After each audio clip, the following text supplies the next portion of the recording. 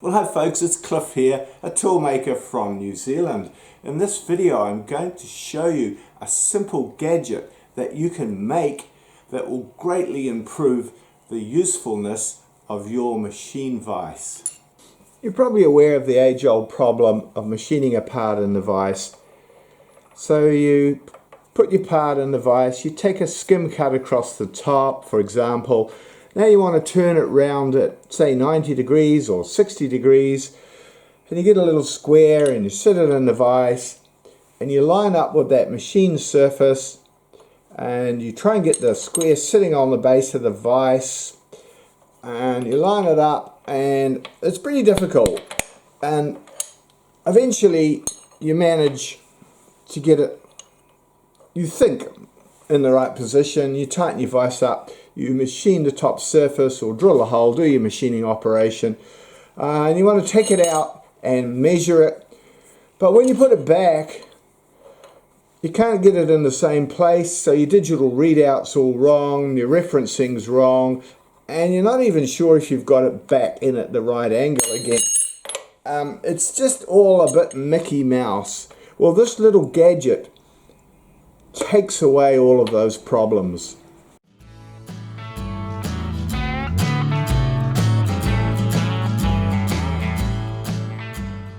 Okay, well, let's start near the end so you can see where this is heading. I want to introduce a very useful little in-vise setting gauge. Let me demonstrate how this is used. So you just fix this little gauge with a finger stop and then tighten it up in place there. Then you've got a right angle surface and a lengthways positioning stop, and you can repeatedly put the part back in exactly square and lengthwise positioned. Oh, that's going to be so handy. Why didn't I think of this years ago? I'm coming up with all these ideas at the moment, but I would have been using them for decades if I'd thought of them earlier. I was too busy. The trouble was, when I was younger, I was too busy working long hours, doing commercial contracts, trying to pay the bills, trying to pay the mortgage. Now I have a bit more time, but I can't make use of them for as long. I would have been so much more efficient if I'd spent a year at the beginning of starting my business building all these little tools and accessories. So by putting a thread inside the fixing screw for your vise jaw insert or plate, and it could be in the end of the fixing screw in this type of vise or in the head of a fixing screw for a Kurt type of vise, we can then put a little fixing screw in the end of the main screw. And so we can mount our setting gauge to that screw. See, we have an angled slot there, so we can very quickly install it.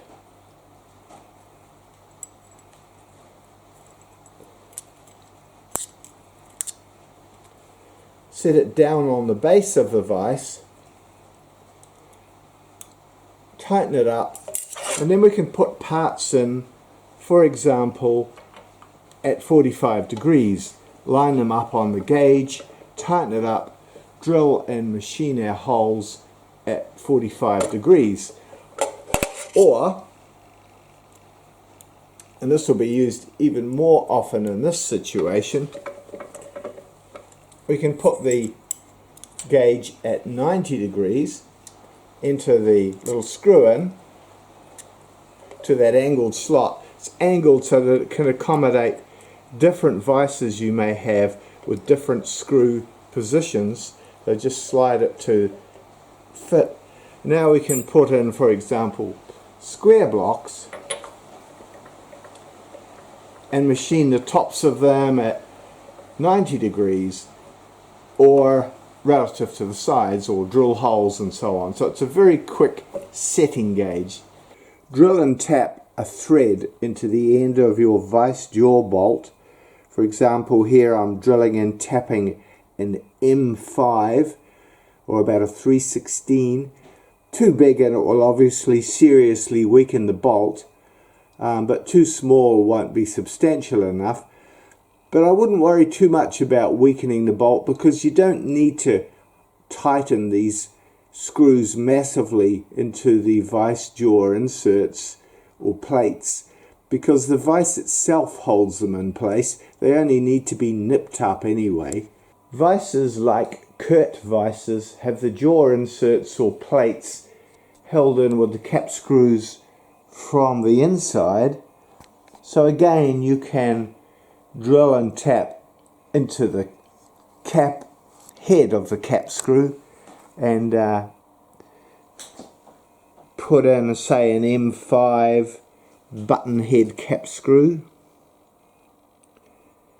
That's fine. They're quite big screws in a Kurt vise, Kurt style vise. I think they're about a 1/2 inch Whitworth or UNC. So here it's mounted in an actual Kurt vise. So you can see the screws around the other way, and they're in a different height position, but it's not a problem because we have a slotted hole to accommodate that.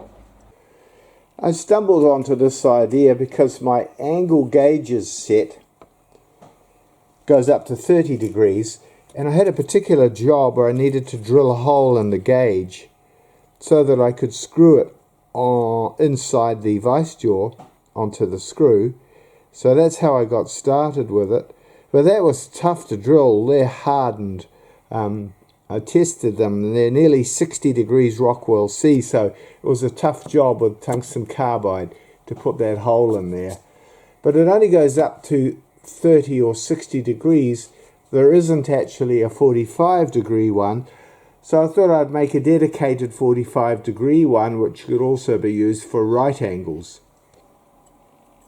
And while I'm at it, I put some additional holes in it so that it can be mounted onto angle blocks, angle plates and so on. And some of those other holes are threaded, and that means that I can now fit something like a little stop plate. If I have a little slotted stop plate that I can screw onto the gauge, and that way if you're doing production of multiple parts, you can just slide it down until it sits on the little toe on the end there, and your parts are being orientated lengthwise every time. That saves a lot of time setting up each part. I was going to make another one for the 30-60 angle so that I could use that gauge in my other vices, but first I thought I'd try milling it. It's 56 degrees Rockwell C, and I managed to mill it with a solid carbide cutter running really slow, this RPM, and just cutting oil and a slow feed, and it did it. Isn't tungsten carbide fantastic? Well, I may as well make it. It doesn't need to be anything very flash, just a simple little bit of 1/8 gauge plate. So it's double-sided, that way there is orientated to give an adjustable stop on the 60-30 gauge, which has a hole in a different place, and this one, turn it over the other way, and we've got adjustment the other way round. Gee, the light's bad here, isn't it? The other way, or you can turn it over and thread into the gauge itself. Either way. So it's a versatile little stop, just a little piece of 1/8 gauge plate. Just a little Z-shaped stop plate. It's good to have these things on hand because often you're on a rush job, you don't want to mess around making them, but you've got them and you can quickly adapt them to do a job. So I just started with a little bit of a paper template to get the rough proportions and then made it up out of 1/8 gauge plate. So you might want something a slightly different shape to suit your particular gauge and your vices. This is versatile for the vices that I have. In use, the gauge is screwed in the vise in a fixed position. You bring your job in, slide it down there till it hits on the pointer or the little toe, tighten the vise up. This is really handy for multiple parts, but also quite often you need to remove the part to measure it and check it, and then you want to be able to put it back in the same position as it was to carry on with the machining. And so it has a double advantage, those type of little finger or toe stops. Well, that's it set up on a Kurt vise for 90 degrees setting. I'd say that will be the most common application for setting your parts at right angles. And that's it set at 45 degrees in the high projection orientation. And now it's on my other vise, set in the other orientation.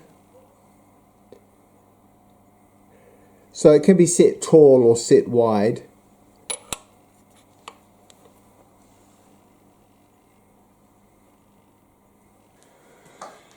So what material should we make this little gauge out of, and what thickness? Well, I think gauge plate is an ideal material. You can buy it from a steel supplier or from a tool supplier, engineering supply company. You can get it at all different thicknesses. It's an O1 steel.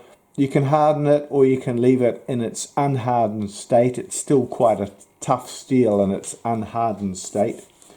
A thickness would probably, this is a bit thin. I made it out of an offcut of 1/8. Probably 4 or 5 millimeters would be a better choice. You can still hold thin parts if the gauge is a bit thicker, because you know you've got the gauge and the screw and maybe a washer, but you can use a packing block. So you put your part up against the gauge and tighten it up like that, so there's room to get your hand in there and give you clearance of the gauge and screw by using a little clamp block like this. So I would slide the part up against the gauge, but don't sit it on the bottom, so you know it's not being biased by the